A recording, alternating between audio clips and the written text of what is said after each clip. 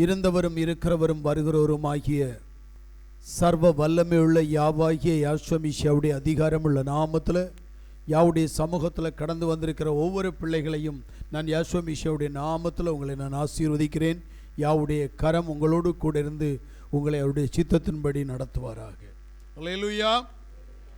இந்த நாளுக்குரிய வார்த்தையாய் ரோமருடைய புஸ்தகம் 4வது அதிகாரம் அதனுடைய 16வது வசனத்தை யாராவது வாசிங்க. ஆதலால் சுதந்திரமானது கிருபையினால் உண்டாகி இருக்கும்படிக்கு அது விசுவாசத்தினாலே வருகிறது.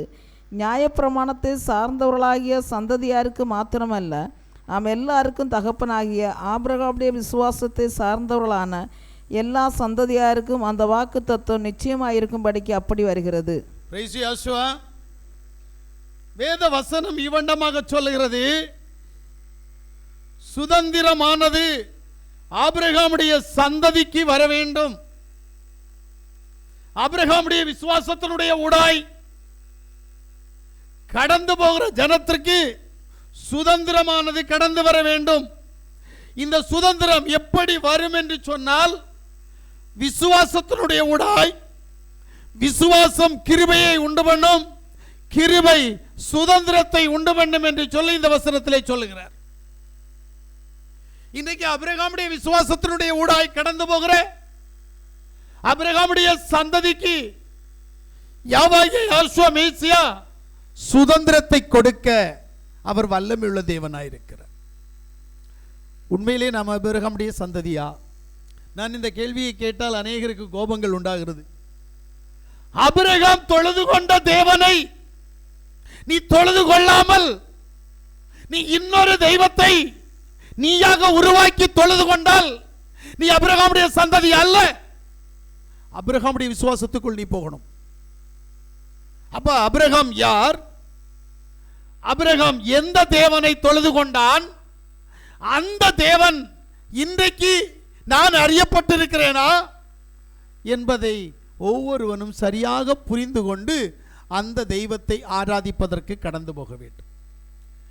இன்றைக்கு பரிசுத்த வேதாகமம் என்று சொல்லி ஒன்றை வைத்துக்கொண்டு கிறிஸ்தவர்கள் என்ற பெயர் வைத்துக் கொண்டிருக்கிறவர்கள் ஆபிரகாம் தொழுது கொண்ட, ஆபிரகாம் ஆராதித்த, ஆபிரகாமுடைய விசுவாசத்தினுடைய ஊடாய் கடந்து போகவில்லை. மாறாக இவர்களாக ஒரு தேவனை உருவாக்குகிறார்கள். செய்திக்கு முன்னாடி நம்ம அதை சரியா புரிஞ்சுக்கணும். ஏன் ஆபிரகாம் மூலமாக விசுவாசமும், விசுவாசத்தினுடைய மூலமாய் கிருபையும், கிருபையின் மூலமாய் சுதந்திரமும் நமக்கு ஏன் கிடைக்கவில்லை? கிடைக்க வேண்டுமானால் ஆபிரகாம் ஆராதித்த, ஆபிரகாமுடைய விசுவாசத்தினுடைய ஊடாய் நீயும் நானும் கடந்து போக வேண்டும். ஆனா இங்கதான் ஆபிரகாமுடைய விசுவாசமும் இல்லை, ஆபிரகாமுடைய தேவனும் இல்லையே. அப்புறம் எப்படி அந்த ஆபிரகாமுடைய சுதந்திரம் நமக்கு கடந்து வரும்? ஆபிரகாம் யாரை தொழுது கொண்டான்?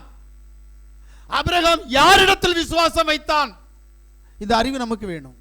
உண்மையா சொல்ல போனா ஆபிரகாம் இயேசுவை விசுவாசிக்கவில்லை, இயேசுவை தொழுது கொள்ளவில்லை, அல்லது ஜீசஸை ஆராதிக்கவில்லை, ஜீசஸை தொழுது கொள்ளவில்லை. அவன் ஆராதித்த தேவன் வேறு. அந்த தேவனை வேதத்தை ஆராய்ந்து பார்த்து அந்த தேவனை நாம் ஆராதிப்பதற்காக முயற்சி செய்து அந்த தேவனிடத்தில் நாம் விசுவாசம் வைத்தோமே ஆனால் விசுவாசமானது கிருபையையும், கிருபையானது சுதந்திரத்தையும் கொண்டு வரும். வேதம் நமக்கு அருளப்பட நினைப்பது சுதந்திர பாகம்.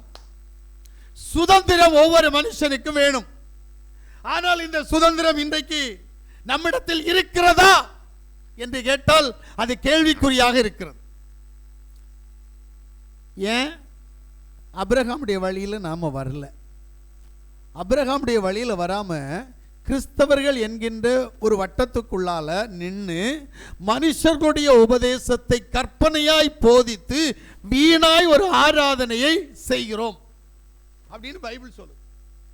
அப்ப இந்த வீணான ஆராதனை நிமித்தமாக நாம் சுதந்திர பாகத்தையும், சுதந்திர பாகத்திற்கு ஏற்ற கிருபையும், கிருபைக்கேற்ற விசுவாசத்தையும் நாம் பெற்றுக்கொள்வதில்லை.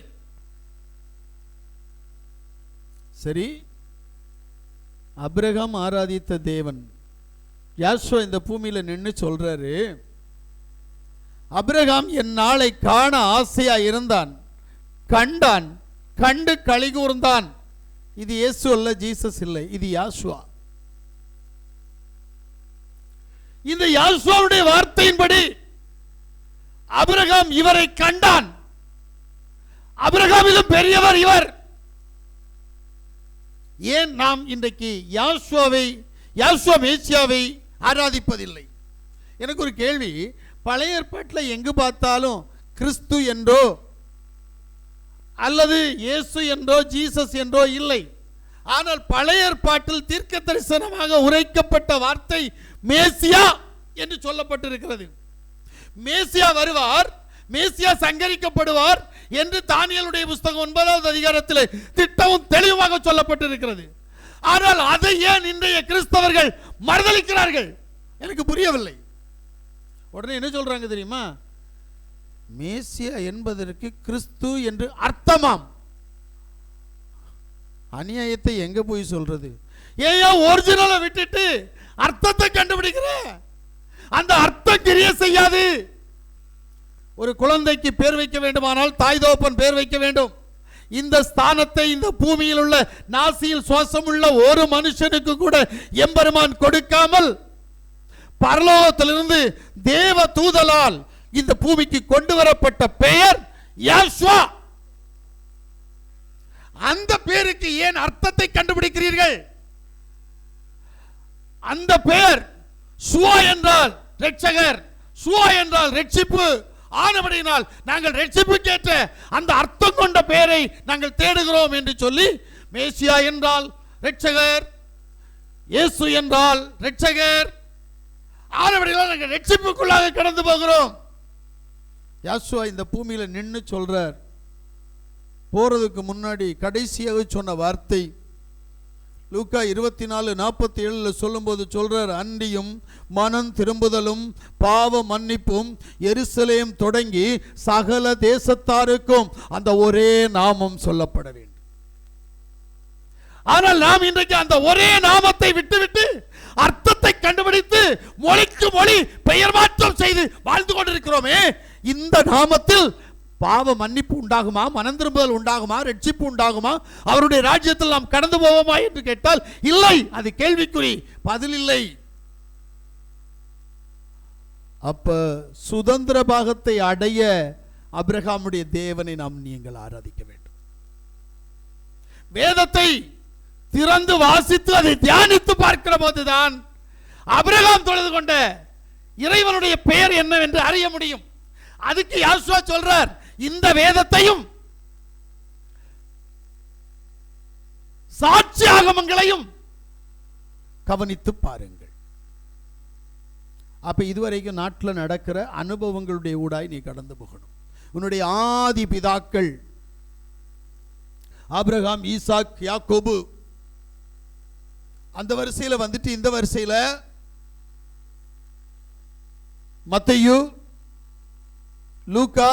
மத்தேயு, யோவான், அப்போஸ்தலனாகிய பவுல், பேதுரு, இவர்கள் வழிபட்ட, இவர்கள் தொழுது கொண்ட அந்த தேவன் யார்?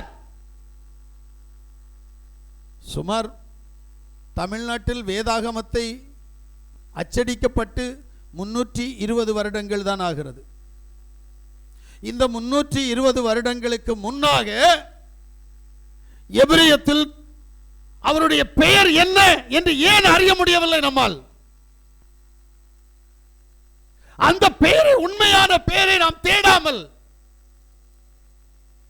ஆராய்ச்சி செய்கிறோம். அந்த பெயருடைய அர்த்தம் என்ன? அர்த்தத்துக்கு தான் ஒரு இந்து பூஜாரி ஐயா வந்து சொன்னாரு, ஏன்னா உங்களையெல்லாம் அவர் சார்பில் கொண்டு போகணுன்றதுக்காக. அவர் சைவ மத பூஜாரி. அவர் வந்து கடவுளுடைய பெயரை மொழிபெயர்ப்பு செய்து தம்புரான்னு சொன்னார். அன்னைக்கு இருந்த பைபிளுக்கு பேர் என்ன தெரியுமா? தம்புரான் வணக்கம். நல்லா புரிந்து கொள்ளுங்கள். அப்ப எப்படி உங்களுக்கு சுதந்திர பாகம் கடந்து வரும்? தம்புரானின் மூலமாக ரட்சிப்பில்லை, பராபரன் மூலமாக ரட்சிப்பில்லை, சர்வேஸ்வரன் மூலமாக ரட்சிப்பில்லை.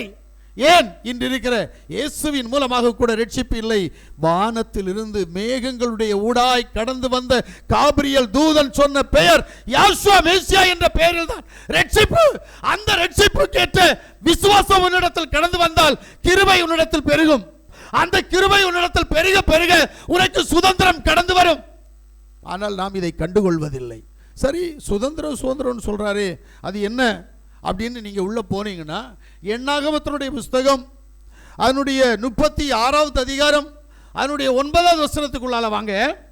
சுதந்திரமானது ஆமென். ஒரு கோத்திரத்தை விட்டு வேறொரு கோத்திரத்தை சேரக்கூடாது. ஆமென். இஸ்ரவேல் புத்திரருடைய ஒவ்வொரு கோத்திரமும் தன் தன் சுதந்திரத்தில் நிலை கொண்டிருக்க வேண்டும் என்று கட்டளையிட்டிருக்கிறார்.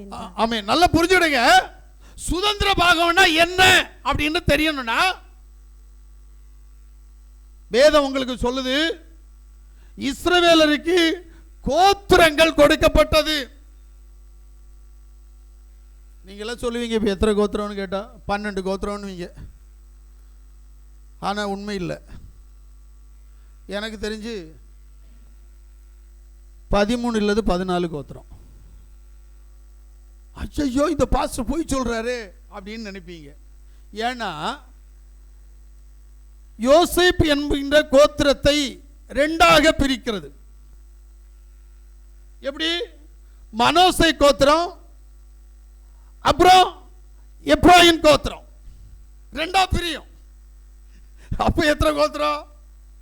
நான் பிரிச்சதோ நீங்க பிரிச்சதோ இல்ல, எம்பெருமான் பிரிச்சது. யோசேப்பின் மூலமாக 2 கோத்திரத்தை பிரிக்கிறார். நல்லா புரிஞ்சுக்கணும். இங்க 12 கோத்திரம்னு சொல்லிட்டு போயிட்டே இருப்பாங்க. உள்ள போய் நுழைஞ்சு பார்க்கணும். சரி, இந்த அத்தனை கோத்திரத்திலையும் ஒரு வித்தியாசமான ஒரு கோத்திரம் இருக்குது. என்ன அப்படின்னா அது லேவி கோத்திரம். இந்த லேவி கோத்திரத்தான் யார்? இவனுடைய வேலை என்ன? இவன் மட்டும்தான் இருக்கிற கோத்திரங்களிலே தலை சிறந்தவன். இவனுக்கு மட்டும் அதிகாரம் வேற. இவன் என்ன பண்ணணும் அப்படின்னா ஆசாரிய ஊழியத்தில் கை வைக்கலாம். இவன் ஊழியக்காரனா இருக்கலாம். இவன் காணிக்க வாங்கலாம், தசமமாக வாங்கலாம். ஆனா மீதி உள்ள அத்தனை கோத்திரமும் கொடுக்கணும். இவன் சொல்றதை கேட்கணும். கோத்திரத்தை பற்றி நமக்கு தெரியல இல்ல. 12 கோத்திரம் சொல்லிட்டு இருப்போம். யாக்கோபுக்கு எத்தனை பிள்ளைகள் அப்படின்னு சொல்லி போய் அவனுடைய சந்ததியில் இருக்கிற கோத்திரத்தை எல்லாம் எண்ணிட்டு போவோம். ஆனால் கோத்திரத்தினுடைய வித்தியாசம் தெரியாது. நல்லா புரிஞ்சுடுங்க. சர்வ வல்லமையுள்ள தேவன் லேவி கோத்திரத்தை வித்தியாசமான முறையில் உருவாக்குகிறார். அந்த லேவி கோத்திரத்தில் தான் ஆசாரியத்துவத்தையும் ஊழியத்தையும் கொடுக்கிறார். இவன் மட்டும்தான் வாங்கும் தன்மை உள்ளவன். மீதி உள்ள அத்தனை கோத்திரத்தாரும் கொடுக்கும் தன்மை உள்ளவன்.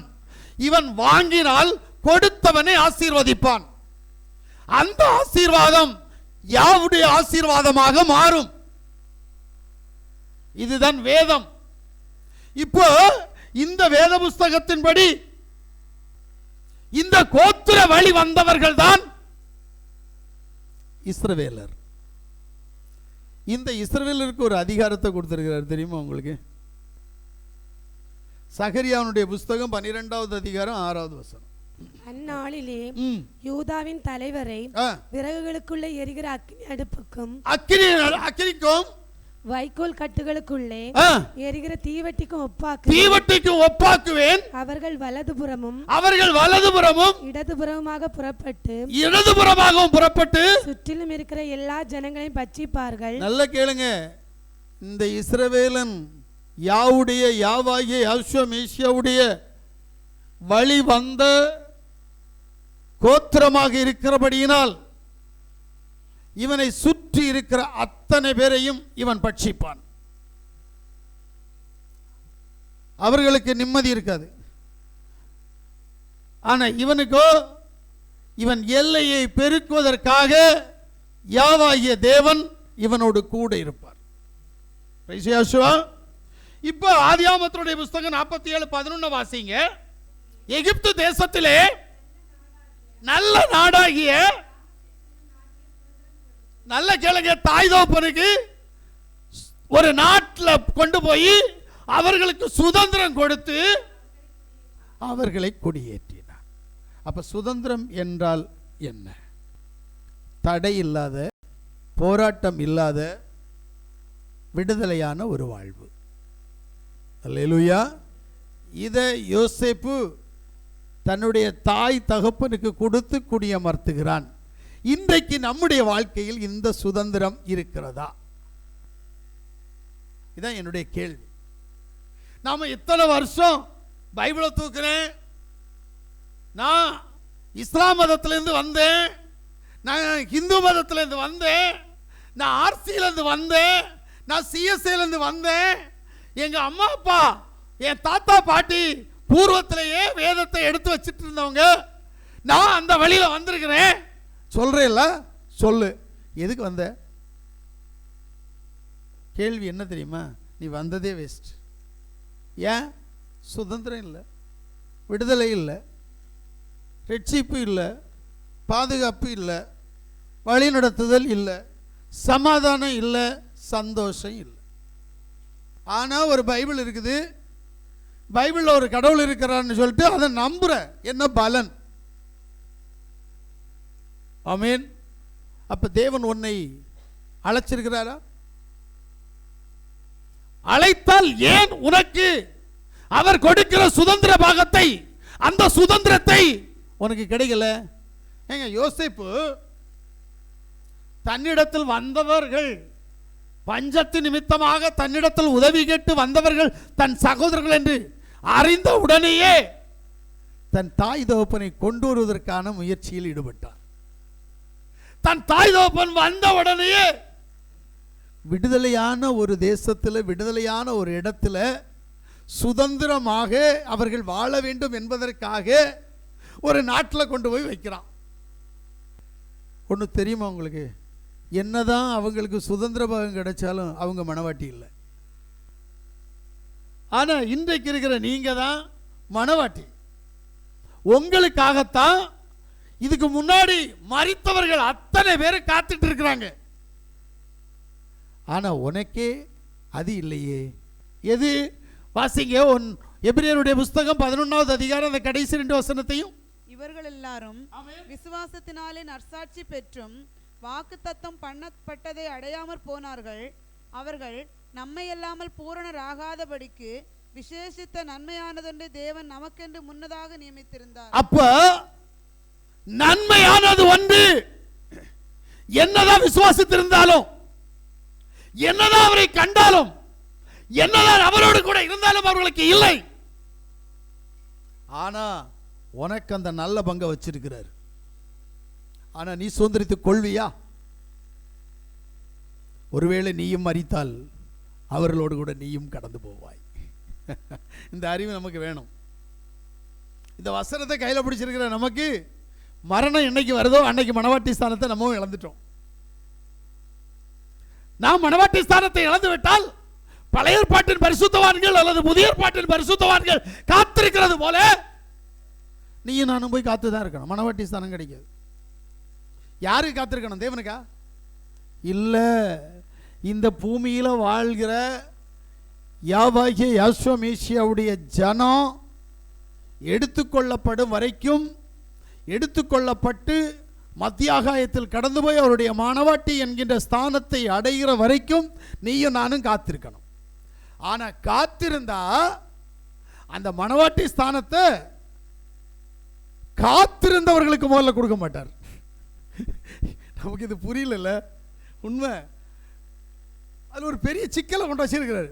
ஒன்னு மித்தமாதான் மனவாட்டி ஸ்தானம். ஆனா முதல் தகுதி நீ அல்ல. ஒன்னு மித்தம் மரித்து போன பரிசுத்தவான்களுக்கு முதல் தகுதி.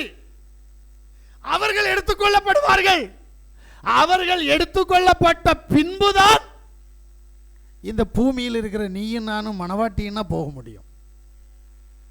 என் தேவனுடைய அந்த ஞானத்துக்குள்ள நான் கொஞ்சம் யோசித்து பார்த்தா வித்தியாசமா இருக்குது. ஏன்னா பல வருஷங்களாக காத்திருக்கிறவங்களுக்கு முக்கியத்துவம் கொடுக்கிறார். ஆனா யாரால? ஒன்னால. ஆனா உனக்கும் அது புரியல. நான் எனக்கு முன் கடந்து போன பரிசுத்தவான்களை நான் தான் மணவாட்டி ஸ்தானத்திற்குள் ஏற்படுத்த நான் தான் ஓட வேண்டும், நல்ல போராட்டத்தை போராட வேண்டும், ஓட்டத்தை நல்ல முறையில் முடித்தேன், ஆனால் மணவாட்டி ஸ்தானத்தை என்னால் வாங்கி கொண்டு எனக்கும் என்னை சார்ந்த பரிசுத்தவான்களுக்கும் கொடுக்க முடியும் என்கின்ற எண்ணம் நமக்கு இன்னும் வரவில்லை. அதனால தான் எதுக்கோ ஓடிட்டு இருக்கிறோம். எப்படி ஓடுறோம் தெரியுமா? நாளை தினத்துக்கு என்ன பண்ணணும்? இது ஒரு பெரிய சிக்கல்.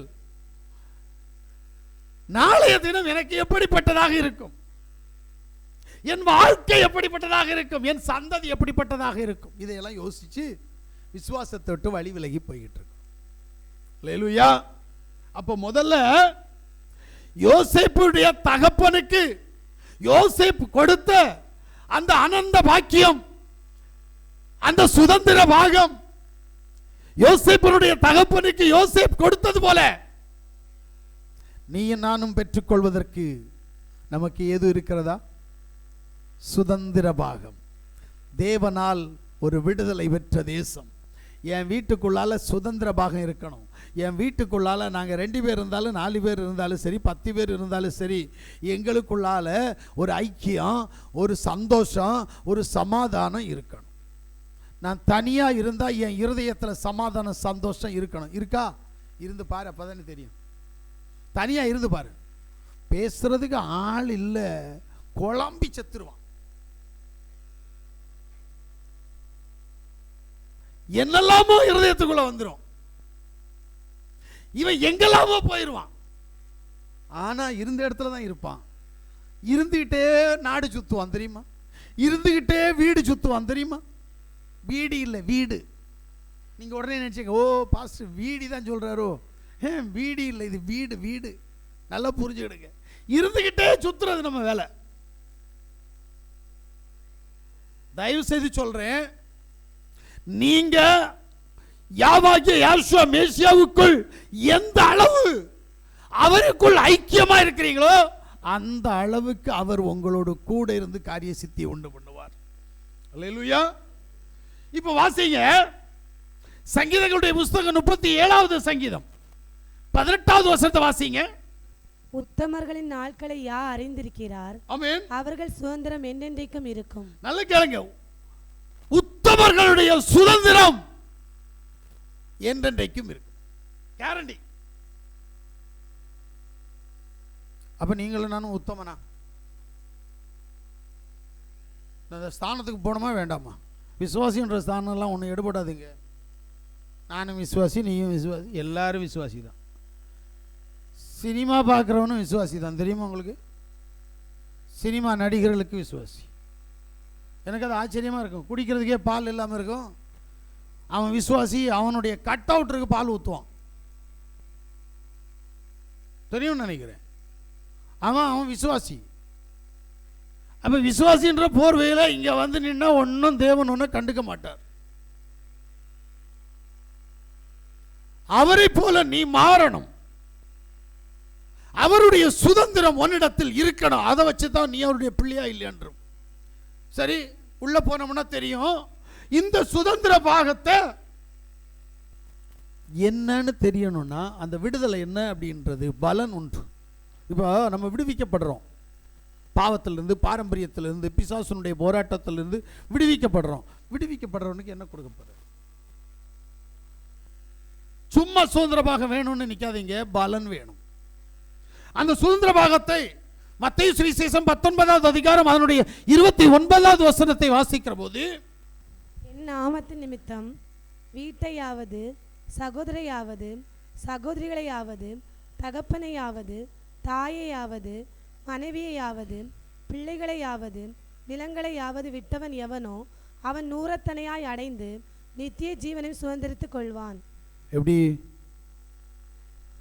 சுதந்திர பாகம்ன்றது என்ன அப்படின்றது முதல்ல நீங்க புரியணும். விடுதலை என்றால் என்ன? எங்க விடுதலைன்னா உனக்கும் உனக்காக அடிக்கப்பட்டவருக்கு இடையில தான் ஏதோ பந்தம் இருக்கணுமே தவிர அதை விட்டுட்டு நாசியில் சோசம் உள்ள எந்த மனுஷன்ட்டையும் உன்னுடைய பந்தம் இருக்கக்கூடாது. அவர் நிமித்தமா இதையெல்லாம் நீ இழக்கணும். இழந்தால் தான் விடுதலை கிடைக்கும். இல்லை அப்படின்னா என்ன நினைப்போம்? பிள்ளைய காலையில் ஸ்கூலுக்கு விடணுமே, என்ன பண்ணுறது? இருக்குமா இருக்காதா? மாப்பிள்ளைய வேலைக்கு விடணுமே, என்ன பண்ணுறது? டாட்டா காட்ட போகணுமா இல்லை அவராக போயிடுவாரா? இது ஒரு குழப்பம். பிள்ளை ஸ்கூலுக்கு போனால் கூட்டிகிட்டு கொண்டு போய் விடணுமா இல்லை அதுவாக போகுமா? இதுவே குழப்பம். சோறு ஊட்டி கொடுக்கணுமா இல்லை சோறை தின்னுமா? காலையில் போகிற நேரம் சாப்பிடாம போனால் ஐயோ என் பிள்ளைக்கு பசிக்குமே நினைக்கிறோமா இல்லையா? இது ஏன் இந்த போராட்டம்? நீ முதல்ல உன் தேவனை விடவும் அந்த பிள்ளையை அதிக கனம் கொடுக்குற. ஏன் பிள்ளைய உட்காந்து சாப்பிட விடல? 2 அடியை கொடுத்து சாப்பிட சொன்னால் சாப்பிடுமா? சாப்பிடாதா? ஆனால் கொடுக்க மாட்டேன். ஏன்? அப்போ என் பிள்ளைய அடிக்கவா? இங்கே என்ன போகுது அப்படின்னா உன்னுடைய சுதந்திரம் பறி போகுது. நித்திய ஜீவனை சுதந்திரித்துக் கொள்வதற்கான சுதந்திரம் பறிபோகிறது. ஏன்? உன் மனசு எங்கே போகுது? பிள்ளைகிட்ட போயிடும். உன் மனசு எங்கே போகுது? புருஷன்ட்ட போகுது. உன் மனசு எங்கே போகுது? பொண்டாட்டிகிட்ட போயிடுது. உன் மனசு எங்கே போகுது? தாய் தோப்பன்ட்ட போயிடுது. இப்படி போகிறதுனால நீ உண்மையான சுதந்திரத்தை சுதந்திரித்துக் கொள்ள முடியாத அளவுக்கு அதனுடைய பலன் நித்திய ஜீவனை அடையாதபடிக்கு உனக்கு தடை வருகிறது. அல்லேலூயா. 2வது எபிரேயருடைய புத்தகம் 1வது அதிகாரம் 14வது வசனத்தை வாசிங்க. ரட்சிப்பை சுதந்திரிக்க போகிறவர்களின் நிமித்தமாக ஊழியம் செய்யும்படிக்கு அவர்கள் எல்லாரும் அனுப்பப்படும் பணிவிடை ஆவிகளா இருக்கிறார்கள் அல்லவா? பாருங்க, ரட்சிப்பை சுதந்திரித்துக் கொள்ளும்படிக்கு உனக்கு சுதந்திர பாகம் வேணும். இன்னைக்கு உண்மையிலேயே ரட்சிப்பு இருக்குதா? இல்லையே. உடனே சொல்லிடுவாங்க நம்ம ஆளுகள் கிறிஸ்தவர்கள்ன்ற போர்வையில் சபைக்கு போகிறவங்க, நான் 6Cயில் இருந்தேன், 7Cயில் இருந்தேன், 8Cயில் இருந்தேன், இப்போ நான் சபைக்கு போகிறேன், அங்கே ஞானஸ்தானம் பெற்றேன், அந்நிய வாசம் கிடைச்சிச்சு, நான் ரட்சிக்கப்பட்டாச்சு. போ எங்க தேராபாரா பேசுறதுல உனக்கு ரட்சிப்பு வந்துருச்சுன்னா நல்லா படிச்சிங்க, நிறைய அந்நிய பாஷை நீங்களும் நானும் பேசலாம். நானும் ஒரு காலத்தில் பார்த்தீங்கன்னா எங்கள் வீட்டில் இருந்துட்டு நல்ல அந்நிய பாஷை எல்லாட்டையும் பேசுவேன். எப்படின்னா வாயில் வந்ததெல்லாம் பேசுவேன், ஆனால் தமிழாக இருக்காது, இங்கிலீஷாக இருக்காது. கேட்டால் சொல்லுவேன், அந்நிய பாஷை நல்லா இருக்கா? எல்லோரும் சிரிப்பாங்க ஒரு காலத்தில். இதுபோல் இன்றைக்கி நிறைய பேர் அந்நிய பாஷை பேசுகிறாங்க. அந்நிய பாஷை என்பது பரிசுத்த ஆவியினால் கொடுக்கப்பட்டது அல்ல. பரிசுத்த ஆவியினால் கொடுக்கப்படுகிற அந்நிய பாஷை நீ தமிழில் பேசினா ஒடியாக்காரனுக்கு ஒடியாவில் புரியணும், தெலுங்குக்காரனுக்கு தெலுங்கில் புரியணும். இதுதான் அப்போஸ்தலர் 2வது அதிகாரத்தில் நடந்த சம்பவம். அதை இன்னைக்கு விட்டுட்டு இவன் தேராபாரா தேராபாரான்னு சொல்லிட்டு இருப்பான். தேராபாரான்னு சொல்கிறவங்களும் இருக்கான். ஓ தேராபாரா அப்படின்னா என்ன தெரியுமா? அதை நான் உங்களுக்கு அடிக்கடி சொல்லி தந்துருக்கேன். 12, 13 ஹிந்தியில் சொல்லி போட்டு பார்த்தீங்கன்னா 10, 11, 12, 13, 14, 15, 18, 19, 20 இதை சொல்லுவோம்ல, இதில் தான் தேராபாரா தேராபாரா. அப்புறம் glory glory glory glory glory என்னெல்லாமோ சொல்லி அதை அந்நிய பாஷை வரேன் வரேன்னு சொல்லுவாங்க, இல்லை போறேன் போறேன்னு சொல்லுவாங்க. இதெல்லாம் அந்நிய பாஷைன்னு சொல்லுவாங்க. இருக்கட்டும், பண்ணட்டும். ஆனால் இது ரட்சிப்பா என்று கேட்டால் இல்லை, இதல்ல ரட்சிப்பு. ரட்சிப்பு என்கின்ற அந்த அடிச்சுவடு உன்னிடத்தில் கடந்து வர வேண்டுமானால் உனக்கு சமாதானம் வரணும், உனக்கு சந்தோஷம் வரணும், உனக்கு போதும் என்கின்ற எண்ணம் வரணும். வருமா? ஒருத்தர் ஒரு 20,000 30,000 ரூபா சம்பளம் வாங்குறார். 1ஆம் தேதியிலேருந்து 5ஆம் தேதிக்குள்ளால சம்பளம் கையில் கிடச்சிரும். ஆனால் அது 20ஆம் தேதிக்குள்ளால சம்பளம் கையை விட்டு போயிடும். மீதி இருக்கிற 15 நாட்களில் சம்பளம் 5ஆம் தேதி, அப்போ மீதி இருக்கிற 15 நாளில் பக்கத்து வீட்டில் கடத்துக்கு நடப்பான். இப்போ 5ஆம் தேதி கையில் பணம் வந்த உடனே கடன் வாங்கின பணத்தை கடன் கேட்டான், கடன் அடைக்கணும். வாழ்க்கையில் நிம்மதி இல்லைங்க. பிசினஸ் என்பது நஷ்டத்தையும் லாபத்தையும் தருகிறபடினால் அதிலே நிம்மதி இல்லை. எப்படி உனக்கு சுதந்திரம் வரும்? அப்போ உன் எண்ணம் வேற எங்கேயோ போயிருக்கிறதுனால தான் இந்த சுதந்திர பாகம் இல்லை. நான் என்ன சொல்கிறேன்னா, எல்லாத்தையும் கவனி, ஆனால் எல்லாத்தையும் விடவும் எம்பெருமானை கவனி. அவரை கவனிக்க கவனிக்க உன் கையின் பிரயாசத்தை யாசுவா ஆசீர்வதி தருவார். என்ன சொன்னார்? ஐஸ்வர்யத்தை சம்பாதிக்கிறதுக்கான பலனை நான் உனக்கு கொடுத்திருக்கிறேன் சொன்னாரா இல்லையா? ஆனா அந்த பலன் உன்கிட்ட இருக்கா? இல்லையே. அடுத்தவனை எப்படி வஞ்சிக்கலான்னு பலம் இருக்கு, அடுத்தவனை எப்படி நாசம் பண்ணலான்னு பலம் இருக்கு, அடுத்தவனை பற்றி எப்படி குண்டடி சொல்லலான்னு பலம் இருக்குது, அடுத்தவனை பற்றி எப்படி குசும்பு சொல்லலான்னு பலம் இருக்குது. இந்த பலம் நம்மகிட்ட இருக்கே தவிர ஐஸ்வர்யத்தை சம்பாதிக்கிறதுக்கான பலம் நம்மகிட்ட வரல. என்ன காரணம்? ஏனென்றால் சுதந்திர பாகத்தின் மூலமாக நித்திய ஜீவனையும் ரட்சிப்பையும் நாம் என்ன செய்யல, இன்னும் சுதந்திரித்துக் கொள்ளல. இப்ப சங்கீதம் 27:4, இதோ பிள்ளைகள் யாவால் வரும் சுதந்திரம், இதோ பிள்ளைகள் யாவால் வருகிற சுதந்திரம், கற்பத்தின் கனி அவரால் கிடைக்கும் பலன். ஆமென், அல்லேலூயா. இப்ப சுதந்திர பாகமாகிய கற்பத்தின் கனியை அவர் தரணும். இன்னைக்கு தர பிள்ளைகள் எல்லாம் எப்படி இருக்குது? பாஸ்டருக பிள்ளைய பார்த்தீங்கன்னா அடிக்கடி போலீஸ் ஸ்டேஷன் போயிட்டு இருக்கும். பாஸ்டர் பிள்ளைய பார்த்தீங்கன்னா அடிக்கடி பாருக்கு போயிட்டு இருக்கும். ஏன்? என்கிட்ட ஒரு ஐயா 2 நாளைக்கு முன்னாடி சொன்னார், ஐயா என் பையனை வீட்டை விட்டு வெளியில் விட்டுட்டேன். பாஸ்டர் அவர் கண்டிப்பாக இந்த செய்தியை கேட்பார், கேட்டுட்டு இருக்கிறார். ஐயா என் பையனை வீட்டை விட்டு வெளியே, கல்யாணம் ஆயிடுச்சா? இல்லை கல்யாணம் ஆகலை. அவன் ஏன் பேச்சை கேட்க மாட்டேங்கிறான். அவன் சும்மா கூடுவார் கூட சேர்ந்து தகாத காரியங்கள் எல்லாம் செய்கிறான். அதனால வீட்டை விட்டு வெளியே விட்டு விட்டேன். ஏன்னா வாடகைக்கு வீடை எடுத்து சாப்பாடு ஹோட்டலில் சாப்பிட்டு வந்தாதான் அவனுக்கு அனுபவம் தெரியும். எனக்கு தோணுச்சு, பெத்த பிள்ளையை இப்படியெல்லாம் விடுவியா? முதல்ல வளர்க்க வேண்டிய ரீதியில் வளர்த்திருந்தா இந்த பிள்ளை இந்த மாதிரி போயிருக்குமா? இல்லையே. அப்போ பாஸ்டர் பிள்ளைகள் இப்படி தான் இருக்கு. கொஞ்சம் யோசிங்க. அப்ப சுதந்திர பாகம் இன்னைக்கு நம்மகிட்ட இல்லை. இந்த சுதந்திர பாகத்தை நாம் பெறணும் அப்படின்னா யார் பெறுவா? எல்லாராலையும் பெற முடியாது. இப்ப ரோமருடைய புஸ்தகம்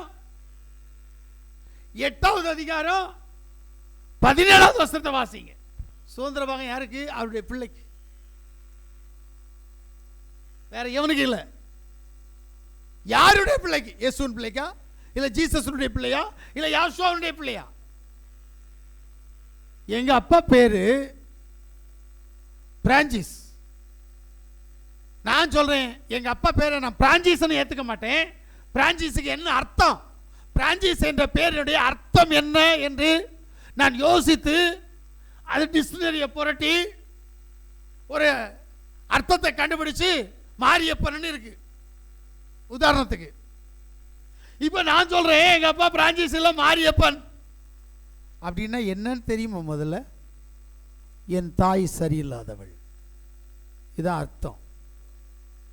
இப்ப யாசுவா மேசியான்னு சொல்ல வேண்டிய இடத்துல அர்த்தத்தை பார்த்து இயேசு இயேசுன்னு சொல்றியே அப்படின்னா தாய் என்ற சபை சரியில்லாத சபை. நான் அப்படிதான் உணர்றேன். என் வேதம் அப்படிதான் சொல்லுது.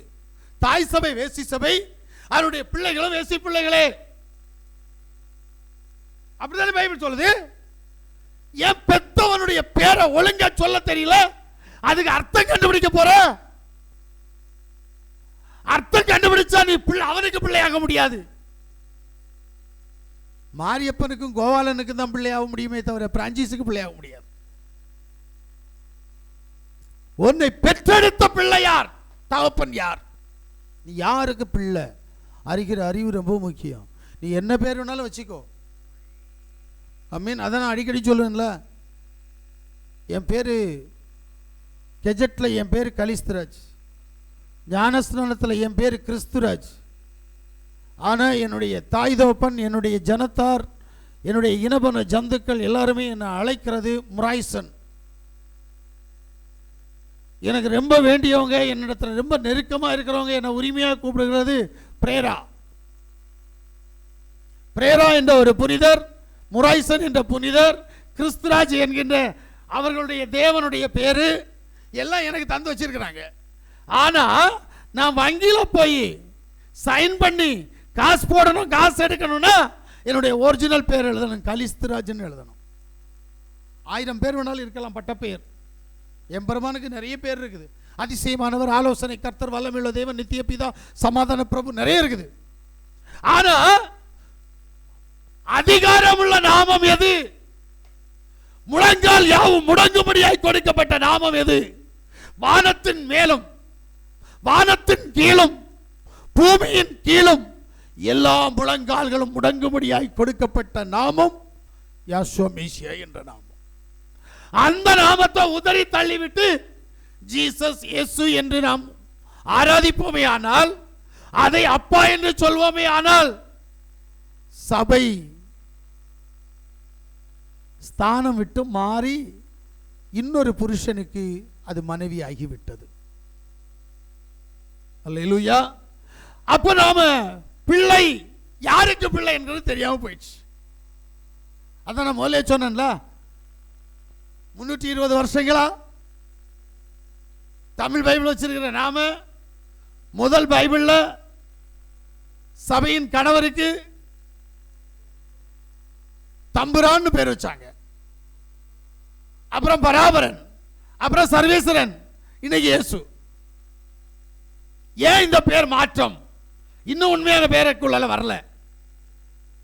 ஏன் கேட்கிறேன்? அப்ப நீ யாருக்கு பிள்ளை? பிள்ளை சுதந்திர பாகத்தை சுதந்திரித்துக் கொள்வான். அப்படிதான் பைபிள் சொல்லுது. அல்லேலூயா. இரண்டாவது ஒரு ஸ்தானம் கொலோசியருடைய புத்தகம் 3வது அதிகாரம் 23வது வசனம். யாவாகிய யாசுவாவே, நீ என்ன செய்யணும்? தொழுது கொள்ளணும், ஆராதிக்கணும், அவரை பறைசாற்றணும். அந்த ஊழியத்தை நீ செஞ்சா நீ சுதந்திர பாகத்தை சுதந்திரித்துக் கொள்வாய். அல்லேலூயா. இப்ப இந்த சுதந்திர பாகம் எதனால வருது? விசுவாசத்தினால. விசுவாசம் கிருபையாகி கிருபை சுதந்திரமாக மாறுகிறது என்று சொல்லி நம்ம வேதத்தில் வாசிக்கிறோம். அப்ப சுதந்திர பாகத்திற்கு யாவுடைய கிருபை நமக்கு மிக மிக அவசியம். அவருடைய பிள்ளை ஆகணும்னா, அவருடைய ஊழியக்காரன் ஆகணும்னா, அவருடைய கிருபை நம்மகிட்ட இருக்கணும். இன்னைக்கு கிருபை இருக்கா? கிருபை இருக்கான்னு கேட்டா கொஞ்சம் கஷ்டம். அநேகருடைய ஸ்தோத்திரத்தின் மூலமாக கிருபை பெருகும். ஸ்தோத்திரம் பண்ணுவியா? ஆண்டவரே என் மாப்பிள்ளை, ஆண்டவரே என் பெண்டாட்டிய, ஆண்டவரே என் பிள்ளைய, ஆண்டவரே எங்க அம்மாவை, ஆண்டவரே எங்க அப்பாவை, இதுதான் ஸ்தோத்திரமா இருக்குதே தவிர அவரை துதிக்கிற துதி நம்மகிட்ட இல்லை. இன்னைக்கு ஒரு ஊழியக்காரரு பத்திரிகை ஒன்று போட்டிருக்கிறார். அந்த பத்திரிகையில் இன்று வரைக்கும் எல்லாரும் 1000 ஸ்தோத்திர பலிகளை ஸ்தோத்தரித்தவர்கள் மத்தியில் நான் 2000 ஸ்தோத்திர பலி கொண்ட ஒரு புத்தகத்தை வெளியிட்டிருக்கிறேன். பாஸ்டர், நீங்கள் அதை வாங்கி உங்கள் சபையிலே உபயோகப்படுத்துங்கள். ஊழியக்காரர்களே, நீங்கள் எல்லாரும் அதை உபயோகப்படுத்துங்கள். 2000 ஸ்தோத்திர பலி. நான் அவரை குறை சொல்லல. 1000 2000 அதை நீ வேணா 10,000 வேணாலும் வச்சுக்கோ. பெற்றுக்கொள்ளத்தக்கதாக என்ன இருக்கு? யார் உனக்கு தருவது? நீ யாரை துதிக்கிறாய்? அறிவு ரொம்ப முக்கியம். நீ யாரை துதிக்கிற? தமிழ்நாட்டுக்காரன் எல்லாரும் இயேசுவை துதிக்கிறான், ஆங்கிலேயர் எல்லாரும் ஜீசஸை துதிக்கிறாங்க, யூதர்கள் இஸ்ரவேலர் எல்லாரும் யாவை துதிக்கிறாங்க. ஆனா இஸ்ரவேல்ல இருக்கக்கூடிய புதிய ஏற்பாட்டு ஜனம் யாசுவாவை துதிக்கிறார்கள். நீ யாரை துதிச்சு என்ன பிரயோஜனம்? அப்போ உண்மையான தேவன் யார்? எனக்கு ஒரு சின்ன டவுட். ரெட்ஷிப்பு தமிழர்கள் மூலமாக தான் வரும்னு நான் நினைக்கிறேன். ஏன்னா இவங்க தான் பேர் வைக்கிறதுல கில்லாடி. ஏன்னா எந்த மொழியிலையும் தேவனுக்கு இவ்வளவு பேர் இல்லை, ஆனால் தமிழ் மொழியில் மட்டும்தான் 7 பேர் வரைக்கும் வந்தாச்சு. மாற்றப்பட்டு இன்னைக்கு இருக்கிற பேர் இயேசு என்ற பேருக்குள்ள வந்திருக்கிறாங்க. பார்த்தீங்களா? இதுக்கு முன்னாடி 6-7 பேர் மாறிடுச்சு. அப்ப நான் நினைக்கிறேன் தமிழர்கள் மூலமாக தான் ரட்சிப்பு. இந்த பைபிளை தூக்கி போடணும். இந்த பைபிள் யூஸ் இல்லை. ஏன்னா இந்த பைபிள் சொல்லுது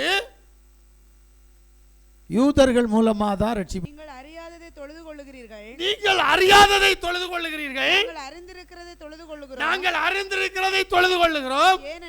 ஏனென்றால் ரட்சிப்பு யூதர்கள் வழியாய் வருகிறது. யார் சொன்னா? யெகோவா சொன்னார். நீ என்ன செய்யற? அறியாததை தொழுது கொள்ற. நாங்க அறிஞ்சிருக்கிறதை தொழுது கொள்றோம். அப்ப அறிஞ்சிருக்கிற இஸ்ரவேலர் மூலமா தான், அறிஞ்சிருக்கிற யூதர்கள் மூலமா தான் இந்த தேசத்துக்கு ரட்சிப்பு. ஆனா இஸ்ரவேலருடைய பைபிளை கடன் வாங்கி வச்சிருப்பான். ஆனா இஸ்ரவேலர்கள் தொழுது கொள்ளுகிற கடவுளை மட்டும் விட்டுருவான். அதுக்கு மொழிபெயர்ப்பு என்ன, அதுக்கு என்ன அர்த்தம்னு கேடுறான். அவன் வழிபடுறது யாவாவை வழிபடுறான். புதிய ஏற்பாட்டுக்கு யெகோவாவை வழிபடுறான். இவன் சொல்லுவான் அதுக்கு அர்த்தம் என்ன? ஓஹோ, யாவா ரட்சகராய் வந்தார். ரட்சிப்பு என்றால் ஆங்கிலத்தில் ஜீசஸ் ரட்சகர், தமிழில் இயேசு ரட்சகர். ஆனபடினால் நாங்கள் ரட்சகரை தொழுது கொள்ளுவோம். அப்பம் பேரை மாற்றி இப்படி தொழுது கொள்றதுனால உனக்கு ஒரு யூஸ் இல்லை, எந்த பிரயோஜனமும் இல்லை. அப்பாவுடைய பேரை மட்டும் தொழுது கொள். அல்லேலூயா. இப்போ ஸ்தோத்திரம் யாவாகிய யெகோவா மேசியாவை துதிக்கணும். அந்த ஸ்தோத்திரத்தின் மூலமா தான் உனக்கு கிருபை பெருகும். அல்லேலூயா. இந்த கிருபை எப்படி வருது அப்படின்னா, சங்கீதத்தினுடைய புஸ்தகம் 86வது அதிகாரம் அதனுடைய 5வது வசனத்தை வாசிக்கிற போது, ஆண்டவரே ஆமென், நீர் நல்லவரும் மன்னிக்கிறவரும் உம்மை நோக்கி கூப்பிடுகிற யாவர் மேலும் கிருபை மிகுந்தவருமாய் இருக்கிறீர். பாத்தீங்களா? உம்மை நோக்கி கூப்பிடுகிற யாவர் மேலும். அப்ப அவரை கூப்பிடணுமா வேற யாரையாவது கூப்பிடணுமா நீ தான் முடிவு பண்ணணும். இயேசுவை கூப்பிடுறவனுக்கு கிருபையா, ஜீசஸை கூப்பிடுறவனுக்கு கிருபையா, யெகோவா மேசியாவை கூப்பிடுறவனுக்கு கிருபையா? அறிகிற அறிவு ரொம்ப முக்கியம். அல்லேலூயா. இந்த அறிவு இன்னைக்கு இல்லாததுனால தான் தமிழ்ல கூப்பிடுறது தப்பா. அவருக்கு தமிழ் தெரியாதா? தெரியும். அவருக்கு ஆங்கிலம் தெரியாதா? தெரியும். ஹிந்தி தெரியும், ஒடியா தெரியும், எல்லா பாஷையும் தெரியும். ஆனா அவர் யார்? அவர் தமிழர்களின் தேவன் அல்ல, அவர் ஆங்கிலேயர்களின் தேவன் அல்ல, அவர் ரோமர்களின் தேவன் அல்ல, அவர் யூதர்களின் தேவன், அவர் எபிரேயர்களின் தேவன், அவர் இஸ்ரவேலரின் தேவன். இதுக்கு நீ என்ன செய்யணும்? ஆவிக்குரிய இஸ்ரவேலராக மாறணுமே தவிர அவருடைய பேரை மாற்றி கொண்டு வந்து ஆராதிச்ச முடியாது. வேதம் சரியா சொல்லுது, அவரை நோக்கி பார்த்து கூப்பிடுறதுக்கு கிருபை கிடைக்கும். இப்ப நம்ம உண்மையிலேயே அவரை நோக்கி பார்த்து கூப்பிடுறோமா? இல்லையே. இப்ப சங்கீதத்தினுடைய புஸ்தகம் 103:11 வாசிங்க. அவருக்கு பயப்படுகிறவர் மேல் அவருடைய கிருபையும் அவ்வளவு பெரிதா இருக்கிறது. 17 வாசிமா. யாவுடைய கிருபையோ அவருக்கு பயந்தவர்கள் மேலும் அவருடைய நீதி அவர்கள் பிள்ளைகளுடைய பிள்ளைகள் மேலும் அநாதியா என்றென்றைக்கும் உள்ளது. அப்ப இங்க என்ன நடக்குது, என்ன சொல்லுது அப்படின்னா, ஒன்றான மெய்தேவனாகிய யாவாகிய யெகோவா மேசியாவுக்கு பயப்படுகிற பயம் அது கிருபையை கொண்டு வரும். நீ யாருக்கெல்லாமோ பயப்படுற? உலகம் முழுவதுக்கும் ஒருத்தர் தான் அடிக்கப்பட்டார். உலகம் முழுவதுக்கும் ஒருத்தர் தான் ரத்தம் சிந்தினார். உலகம் முழுவதற்காக ஒருத்தர் தான் 3 ஆணில அறையப்பட்டார். கல்வாரியில கொல்கதா எனப்பட்ட அந்த மண்டையோடு எனப்பட்ட இடத்தில் அடிக்கப்பட்டது ஒரே ஒருத்தர். இயேசு அல்ல, ஜீசஸ் இல்ல, யெகோவா. அப்ப வேதம் என்ன சொல்லுது அப்படின்னா, அவருக்கு பயப்படுகிற பயம் இருக்கணும்னு. நம்ம இன்னைக்கு அந்த பயமே இல்லையே. கேட்டால் இயேசு தான் கடவுள்னு எழுதி ஜீசஸ் தான் கடவுள்னு சொன்னோம்னா அவர் கடவுளாக முடியாது. ஏன்னா அப்படி ஒட்ட ஒருத்தர் இந்த பூமியில் பிறக்கலை, அப்படி ஒட்ட ஒருத்தர் இந்த பூமியில் வாழலை, அப்படிப்பட்ட ஒருத்தர் உனக்காகவும் எனக்காகவும் அடிக்கப்படலை. அடிக்கப்பட்டவர் யெகோவா. அது தமிழ்நாட்டில் இல்லை, அமெரிக்காவில் இல்லை, அவர் எருசலேமில் அடிக்கப்பட்டார். அல்லேலூயா. அவர் தமிழ் அன்னைக்கு மனுஷர் ரூபத்தில் இருந்த அந்த குமாரத்துவத்துக்கு தமிழ் தெரியுமான்னு கேட்டால் தெரியாது. ஒன்று சொல்லு ஒத்துக்க. 12 வயசுலேருந்து 30 வயசு வரைக்கும் அவருடைய சரித்திரம் இல்லை. இங்கே இருக்கிற சில துன்மார்க்க மகான்கள் சொல்லிக்கிட்டு இருக்கிறாங்க, எருசலேமிலிருந்து அவர் இந்தியாவுக்கு வந்து இமயமலையில் வந்து அவர் ஒருத்தரை பிடிச்சி கற்றுக்கிட்டு அவருடைய எல்லா வித்தைகளையும் அனுபவிச்சுட்டு மறுபடியும் எருசலேம் போய் அங்கே அற்புதம் செஞ்சு அடையாளம் செஞ்சு ஒரு புரட்சியை உண்டு பண்ணினார், அங்கே அவர் மரித்தார் அப்படின்றாங்களே. ஒத்துக்க கிறிஸ்தவர்களாகிய நீங்கள் ஒத்துக்குங்க. அப்போ ரைட்டு, ஒத்துக்க மாட்டேயே. அது அவர் தமிழ்நாட்டுக்கு வரல, இமயமலைனா ஹிந்தி பேசுகிறவன், அப்போ ஹிந்தி தானே கற்றுக்கிருக்கணும். நான் கேட்கறது நியாயமான கேள்வி. ஏனென்றால் இன்றைக்கு இன்னொரு மத மார்க்கத்தில் இருக்கிறவர்கள் இப்படி சொல்லுகிறார்கள். ஏன் இன்னொருத்தர் சொல்றாரு, இன்னும் ஒருத்தர்ல 9 பேர்ல அதிகமான பேர் சொல்றாரு, கிறிஸ்தவர்களின் கடவுளாகிய இயேசு கிறிஸ்து மரித்தது இந்தியாவிலே, அடக்க செய்யப்பட்டது இந்தியாவிலே. நம்பு, சரித்திர ஆதாரத்தோடு சொல்றானுங்க. நம்பு, நம்ப மாட்டேன். எங்க கடவுளுக்கும் இந்தியாவுக்கும் சம்பந்தம் இல்லை சொல்றேல. அப்புறம் எப்படி அவர் தமிழ் கடவுள் ஆனாரு? அப்புறம் எப்படி இந்தி கடவுள் ஆனாரு? இல்ல, வட இந்தியாவில் அவருடைய கல்லறை இன்னும் இருக்குன்னு சொல்லிட்டு இருக்கானுங்க. ஐயா உண்மைதானே ஐயா? நல்லா புரிஞ்சுக்க. அப்ப இதெல்லாம் நம்ப முடியுமா? யூடியூப்ல போய் தேடி பாருங்க, இயேசு கிறிஸ்துவுடைய கல்லறை இந்தியாவில் போடுங்க, அப்ப தெரியும். அப்ப இந்தியாவில் ஒரு கல்லறை இருக்கிறது, இயேசு கிறிஸ்துவின் கல்லறை என்றானே, நம்புவியான்னு கேட்டா இல்ல. கிறிஸ்தவர்களை இன்னைக்கு நம்ப மாட்டேங்கிறீங்க. ஏன்? நான் நம்ப மாட்டேன். ஏன்னா அவருக்கு இந்தியாவுக்கும் சம்பந்தம் இல்லை. அவருடைய ஊழியக்காரன், அவருடைய அப்போஸ்தலர் ஒருவன் இந்தியாவுக்கு வந்தான், அது ரைட்டு. ஆனா அவர் இந்தியாவுக்கு வரல. ஆனா இன்னைக்கு நிறைய பேர் சொல்றாங்களே, அப்ப நீ நம்பிட்டு நம்புனா அவர் தமிழ் கடவுள்னு சொல்லு, அல்ல இந்தி கடவுள்னு சொல்லி நான் ஒத்துக்கிறேன். இல்லைன்னா வேத புஸ்தகத்தின்படி அவர் எபிரேயர்களின் தேவன். இப்ப இந்த எபிரேயர்களின் தேவனுக்கு நீ பயப்படணும் முடியுமா? அல்லேலூயா. ஏன் அப்படின்னா உனக்கு கிருபை அவசியமா இருக்கு.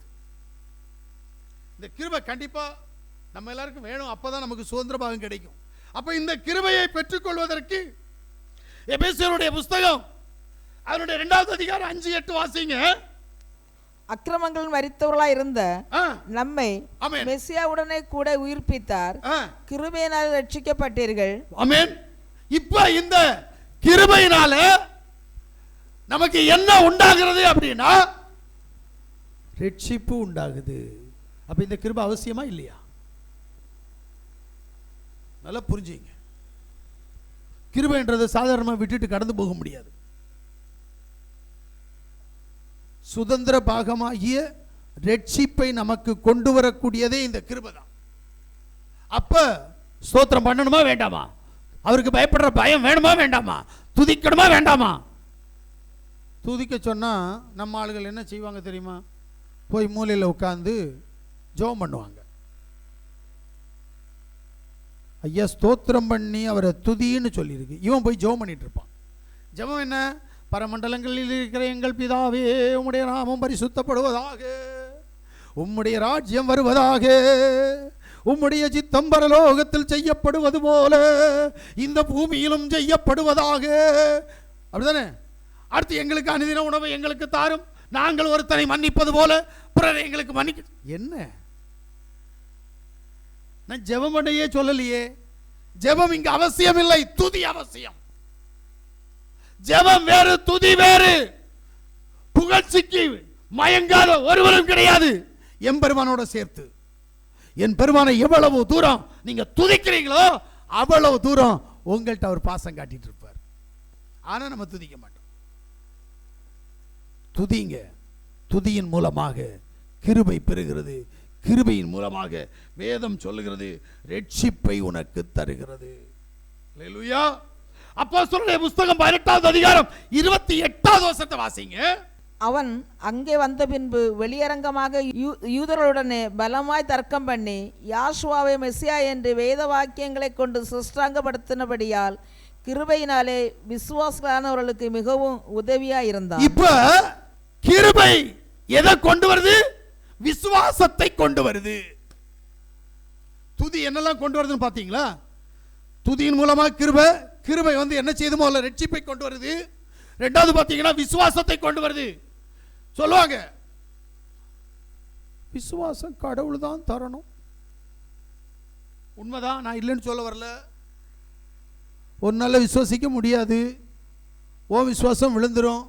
ஆனால் துதிச்சுப்பாரு, துதிச்சா அப்பனுடைய கிருபை உண்மையில் இறங்கும் போது உன்னுடைய விசுவாசம் வர்த்திக்கப்படும். நான் எதையும் செய்ய மாட்டேன், எனக்கு விசுவாசம் வரணும்னா வருமா? வராது. நான் சும்மா இருப்பேன், எனக்கு விசுவாசம் வேணும், கஷ்டம். தயவு செய்து சொல்றேன், உங்களுடைய முதல் ஆயுதம் விடுதலையை சுதந்திரித்துக் கொள்ள, சுதந்திரத்தை சுதந்திரித்துக் கொள்ள முதல் ஆயுதம் ஸ்தோத்திரம். இந்த ஸ்தோத்திர பகுதி உன்கிட்ட இருந்தா வேதம் சொல்லுது ரட்சிப்பை தருவேன். இரண்டாவது சொல்றாரு விசுவாசத்தை தருவேன். 2 கொரிந்தியர் 12வது அதிகாரம் 9வது வசனத்துல பாருங்க. அதற்கு அவர், என் கிருபை உனக்கு போதும், பலவீனத்திலே என் பலம் பூரணமாய் விளங்கும் என்றார். ஆகையால் மேசியாவின் வல்லமை என் மேல் தங்கும்படி என் பலவீனங்களை குறித்து நான் மிகவும் சந்தோஷமாக மேன்மை பாராட்டுவேன். அப்ப அடுத்து உனக்கு என்ன கொடுக்கிறார் அப்படின்னா, யாவுடைய பலன் உனக்கு கிருபையை கொடுக்கும். இன்னைக்கு உண்மையிலேயே நம்மகிட்ட கிருபை, விசுவாசம், ரட்சிப்பு இருக்கா? இன்னைக்கு நிறைய பேர் என்னதான் ஸ்தோத்திரம் பண்ணாலும் ஆறுதல் இல்லை, சமாதானம் இல்லைன்னு சொல்லிட்டு இருக்கிறியா? ஜெபம் பண்றதுக்கே போராட்டம், அதான் பெரிய கதை. அப்புறம் என்ன ஜெபம் பண்ற, யார்கிட்ட ஜெபம் பண்றேன்னு தெரியல. 2 தெசலோனிக்கேயருடைய புத்தகம் 2வது அதிகாரம் 16வது வசனத்தை வாசித்தேனா, நம்முடைய யாவாய் யேசுமெசியாவும் நம்மிடத்தில் அன்பு கூர்ந்து நித்திய ஆறுதலையும் நல் நம்பிக்கையும் கிருபையாய் நமக்கு கொடுத்திருக்கிற நம்முடைய பிதாவாகிய தேவனும். இப்போ நம்பிக்கையும் ஆறுதலையும் தரணும்னா நீ அவருக்கு உள்ளால போய் அவரை துதிச்சுதான், பிரச்சனையே இருக்காது. இன்னைக்கு ஜெபம் பண்ணுனா ஜெபம் பண்ண முடியலன்றோம், உபவாசம் இருந்தா உபவாசம் இருக்க முடியல, போராட்டமா இருக்குது, ஒருமனப்பட முடியலன்றோம். என்ன காரணம்? நீ ஜெபிக்காத, உபவாசிக்காத. முதல்ல செய்ய வேண்டியது எம்பெருமானாகிய யாவாகிய யேசுவை துதிக்கிற துதி. மணிக்கூர் கணக்கில் உட்கார்ந்து துதி, எதையும் யோசிக்காத. துதிக்க துதிக்க கிருபை உள்ள வந்துகிட்டே இருக்கும், துதிக்க துதிக்க பலன் வந்துகிட்டே இருக்கும், துதிக்க துதிக்க ரட்சிப்பு வந்து கொண்டே இருக்கும். ஆனா நீ துதிக்க மாட்டேங்கிறியே, துதி இல்லாம ஒன்னையும் பெற்றுக்கொள்ள முடியாது. அல்லேலூயா. ஏன்னா அந்த துதியினால கிடைக்கிற, கிருபையினால கிடைக்கிற நன்மை நமக்கு வேண்டான்னு நினைக்கிறோம். இங்கதான் சிக்கல். நான் ஒன்று துதிச்சு நன்மையெல்லாம் பெற மாட்டேன், என் விருப்பத்துக்கு தான் நான் இருப்பேன். துதிக்க முடியல, ஒத்தடி மந்திரம், துதிக்க முடியல. சாப்பிட முடியாம இருப்பியா? தூங்குறது முடியலன்னு சொல்லுவியா? அது சொல்ல முடியுமா? ஒரு நாளைக்கு குறையாம 8 மணி நேரம் தூங்குறேன், நான் இன்னைக்கு தூங்கவே மாட்டேன், முழிச்சிருப்பேன், சொல்ல முடியுமா? ஜெபம் பண்ண மாட்டேன்ற, முடியலன்ற. ஏன்? பிசாசு ஒன்று அங்கதான் வச்சிருக்கு. ஏன்னா பிசாசை விரட்டுறதுக்கு ஆயுதம் எது தெரியுமா? ஸ்தோத்திரம். அப்போ ஸ்தோத்திரம் பண்ண முடியாது. ஸ்தோத்திரம் பண்ணா தூக்கம் வரும், ஸ்தோத்திரம் பண்ணா குறுக்கு வலிக்கும், ஸ்தோத்திரம் பண்ணா வயிறு வலிக்கும். இதனால ஸ்தோத்திரம் பண்றது இல்லை. அப்ப உனக்கு விடுதலை இல்லை. அப்ப ஸ்தோத்திரத்தினால வரக்கூடிய நன்மையை நம்ம அறிஞ்சோம் அப்படின்னா, அதன் மூலமாய் கிடைக்கிற கிருபை, அதன் மூலமாய் கிடைக்கிற விசுவாசம், அதன் மூலமாய் கிடைக்கிற சுதந்திரத்தை நாம் சுதந்திரித்துக் கொள்வோம். இப்ப நம்மகிட்ட கிருபை என்னெல்லாம் செய்யும்? அல்லேலூயா. இது கொஞ்சம் வித்தியாசமான காரியம்.